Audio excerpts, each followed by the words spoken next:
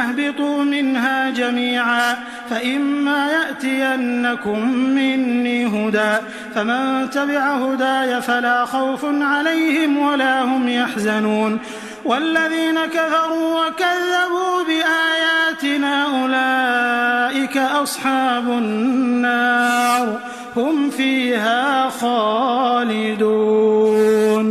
يا بني إسرائيل اذكروا نعمتي التي أنعمت عليكم وأوفوا بعهدي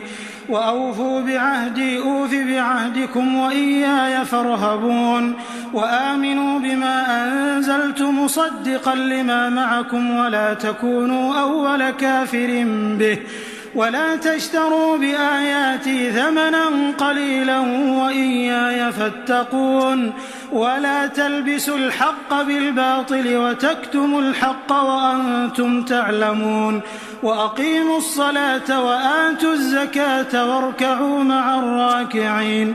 أتأمرون الناس بالبر وتنسون أنفسكم وأنتم تتلون الكتاب أفلا تعقلون واستعينوا بالصبر والصلاة وإنها لكبيرة إلا على الخاشعين الذين يظنون أنهم ملاقو ربهم وأنهم إليه راجعون. يا بني إسرائيل اذكروا نعمتي التي أنعمت عليكم وأني فضلتكم على العالمين واتقوا يوما لا تجزي نفس عن نفس شيئا ولا يقبل منها شفاعة